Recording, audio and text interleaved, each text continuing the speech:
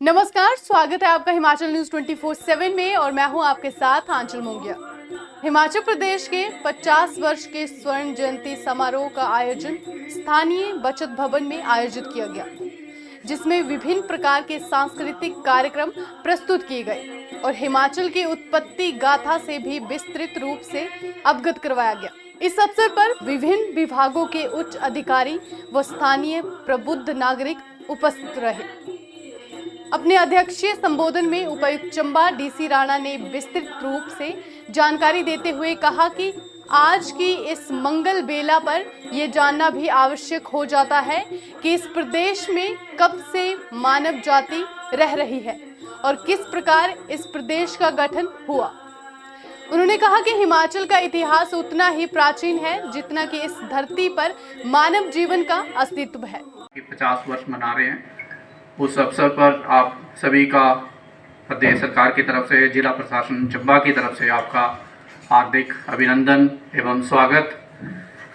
इससे पहले कि हम आज के इस कार्यक्रम की बात करें, मुझे लगता है हमें जानना चाहिए कि हिमाचल किस तरह से एक राज्य के रूप में स्थापित हुआ, हमारी पृष्ठभूमि क्या है, कब से इस प्रदेश में मानव जाति जो है वो रह रही है, इसके बारे में भी हमें थोड़ा जानना चाहिए और उसके बारे में भी विचार विमर्श करना चाहिए। उन्होंने ये भी जानकारी दी कि 2 मिलियन वर्ष पूर्व मानव सभ्यता यहाँ विराजमान थी। उन्होंने इस अवसर पर हिमाचल के प्राचीन बाशिंदों के संदर्भ में विस्तृत रूप से जानकारी दी। अगर हम हिमाचल के इतिहास को देखें तो हिमाचल का इतिहास उतना ही पुराना है जितना कि मानवता का इस धरती पे इतिहास है और लगभग 2 मिलियन साल पहले जो मानवता थी वो इस हिमालय की फुट हिल्स में मौजूद थी और इसमें खासकर कांगड़ा की जो बंगाणा वैली थी और उसके बाद नालागढ़ की सिरसा वैली थी और सिरमौर की मारकंडा वैली थी, वहाँ पे मानव जाति लगभग 2 मिलियन ईयर्स पहले रहती थी और उसी फुट हिल्स में इंडस सिविलाइजेशन जो 2250 से लेकर 1750 बीसी तक उपस्थित थी वो भी वहाँ रहती थी। और एक अगर आप हिमाचल के इतिहास को देखें तो हिमाचल में अलग जो यहाँ के ओरिजिनल जो इनहैबिटेंट्स थे उनको दास, दास्यू या निषद्स के नाम से जो है कहा जाता था और बाद में उनको किन्नर्स, नागा और यक्षस के नाम से भी जाना गया। और प्राचीन समय में बाहरी क्षेत्रों से आने वाली अन्य जातियों, सभ्यताओं, हमलावरों व शासकों के संदर्भ में विस्तार पूर्वक बताते हुए कहा कि आर्य सभ्यता से पूर्व भी इस क्षेत्र में 2 सभ्यताएं अथवा जातियां उन्मुख हुई थी। और उसके बाद हिमाचल में हिमाचल का जो क्षेत्र था उसमें अलग अलग वेव्स जो है लोगों की आई, अलग अलग जातियों की आई। पहली वेव जो थी वो जब इंडस सिविलाइजेशन के लोगों ने प्लेन एरिया से, गंगा के जो प्लेन एरिया में लोग रहते थे उनको वहाँ से खदेड़ा, पहली वेव हिमाचल में तब आई।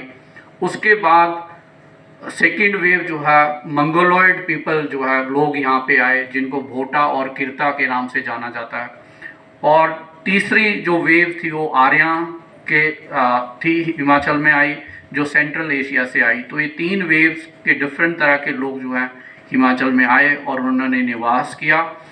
और अगर हम अपनी अर्ली हिस्ट्री की बात करें तो हिमाचल में छोटे छोटे जनपद थे और उन जनपदों में पहला जो है अडुम्बरा के नाम से जाना जाता था जो पठानकोट और ज्वालामुखी में रहता था और उसके बाद जो है त्रिगर्ता करके एक जनपद था जो रावी, ब्यास और सतलुज के किनारे बसा हुआ था।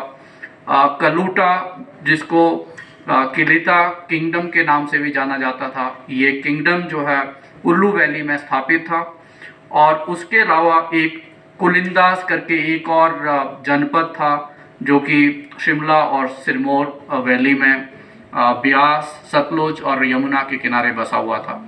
तो ये हमारी प्री अर्ली हिस्ट्री है हिमाचल की। उपायुक्त डीसी राणा ने हिमाचल में पड़ने वाले बाहरी शासकों के प्रभाव के बारे में भी जानकारी दी।